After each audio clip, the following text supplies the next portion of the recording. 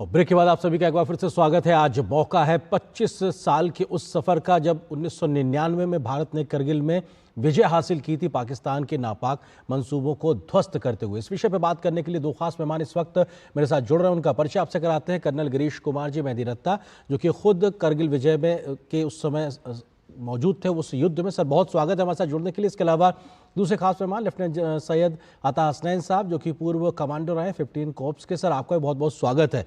Colonel Mehdi रत्ता, शुरुआत आपसे ही, क्योंकि करगिल के युद्ध को गोली बंदूकों और इससे ज्यादा कहा जाता है कि जज्बे से लड़ा गया, तो ये जीत ज्यादा जज्बे की थी। किस तरीके से आप 25 साल के बाद इस पूरी बात को याद करते हैं?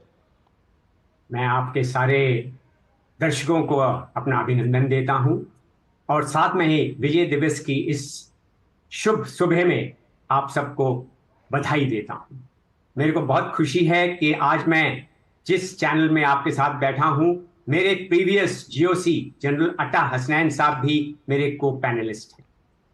आपने जज्बे की बात की, सही बात की आपने, बिल्कुल जज्बे की। भारतीय सेना का जो मेन मुद्दा है, मेन मोटो है, वो है नाम, नमक और निशान।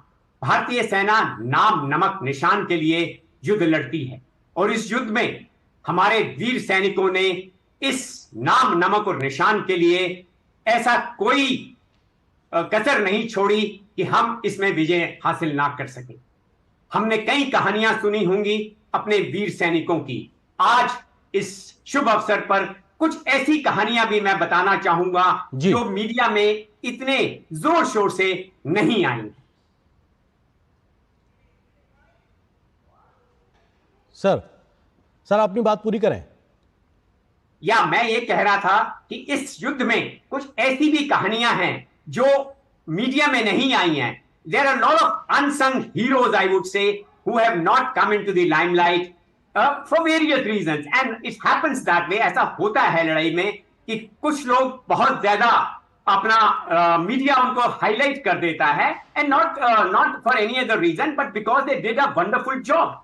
बट ऐसे भी कई लोग हैं, ऐसे भी कई जवान हैं, ऐसे भी कई मार्टियर्स हैं जिन्होंने इस युद्ध में बहुत ही अव्वल दर्जे का अपना नमूना दिखाया। और इस युद्ध में मैं कहना चाहूंगा दो कॉम्बैट आर्म्स थी जिन्होंने बहुत उम्दे दर्जे का काम किया।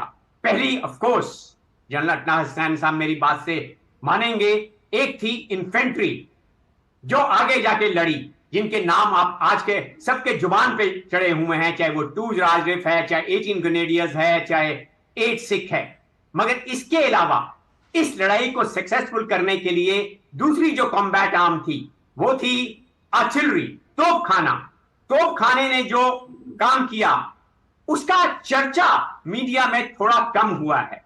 मैं आज इस मौके पर मैं चाहूंगा कि हम उसके बारे में भी कुछ ज्यादा बात करें, कुछ आगे बात करें, और मैं आपको कुछ ऐसे किस्से बताऊं जो मीडिया में अभी तक नहीं आए हैं। बिल्कुल सर, आप जो बात कर रहे हैं ये बहुत महत्वपूर्ण है और हर एक योगदान इतना अमूल्य है कि उसको किसी से कंपेयर करना एक तरीके से उसके सम्मान को कम करने के बराबर। हर एक का योगदान को सलाम भी देश करता है। हमारे साथ जनरल हसनैन साहब भी जुड़े हुए। हसनैन सर, 25 साल के सफर के बाद आज भारत की रक्षा सुरक्षा तैयारियों को किस तरीके से आप देखते हैं, और हमारे वीर बलिदानियों ने जिन्होंने सर्वोच्च न्यौछावर कर दिया नाप, नमक और निशान को लेकर, किस तरीके से उनको आज याद किए जाने का दिन है?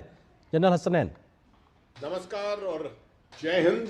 मेरी शुभकामनाएं सब दर्शकों को, खासतौर पे आपको और कर्नल मेहदी रत्ता साहब को। उन्होंने बहुत कुछ बताया है मेरे बारे में, मैं बहुत शुक्रगुजार हूं उनका। मगर जहां तक आपका सवाल है, ये बहुत एक महत्वपूर्ण अवसर है 25वीं वर्षगांठ कारगिल दिवस की। मैं उस वक्त 15 कोर में भी उसी वक्त सर्व कर रहा था, हालांकि कारगिल के जगह पर नहीं था, मैं विक्टर फोर्स में वैली के अंदर था। मैं समझता हूं जिस तरीके से भारतीय फौज ने जवाब दिया, पाकिस्तान ने कभी शायद सोचा भी नहीं होगा कि दुनिया की कोई ऐसी फौज होगी जो इस तरीके से बेझिझक होकर और उन पहाड़ियों पर 18,000 फीट की पहाड़ियों के ऊपर इस तरीके से बेझिझक होकर हमला करके और उनसे वापस छीनकर उस जमीन को लाएगी। मैं समझता हूं कि जितनी यहां पर 527 जाने यहां पर गई, 527 यहां पर शहीद हुए तकरीबन। मैं समझता हूं कि एक एक जो जान गई was worth the cost that delivered to the nation.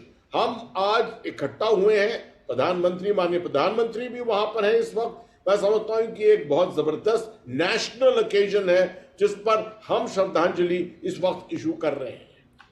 Ji colonel अवैधी रत्ता जी, क्योंकि ये बहुत बड़ी बात है कि किस तरीके से हिंदुस्तान ने दुनिया की, मैं आपसे ये चर्चा करेंगे, लेकिन हम एक सीधे इस वक्त कुछ तस्वीरें भी दिखाना चाहेंगे करगिल वार मेमोरियल की, जहां से इस वक्त सीधी तस्वीरें हमें, ये नेशनल वॉर मेमोरियल की तस्वीरें हैं इस वक्त, जो कि दिल्ली में स्थित है। यहाँ पर अमर जवान शहीदों को श्रद्धांजलि देने के लिए सेना के तमाम उच्च अधिकारी पहुंचे हुए हैं। ये सीधी तस्वीरें इस वक्त आप देख रहे हैं। हम जानते हैं कि राष्ट्रीय समर स्मारक का निर्माण किया गया है और ये बेहद महत्वपूर्ण अपने आप में उन शहादत देने वाले हमारे देश के जाबाज शहीदों के लिए, जिन्होंने अपना सर्वोच्च बलिदान किया है देश की सुरक्षा के लिए, तिरंगे के मान सम्मान के लिए। और शायद बहुत ही सैल्यूट जो होता है इस वक्त, वो ये दिखाता है कि कितने सम्मान के साथ उनके इस योगदान को आज देश नमन कर रहा है। और ये तस्वीरें इस वक्त दिल्ली से राष्ट्रीय समर स्मारक से, जहां अमर जवान ज्योति प्रज्वलित है, उनके सम्मान में ये लगातार ये तस्वीरें बनी हुई हैं। दो खास मेहमान हमारे साथ लगातार बने हुए हैं,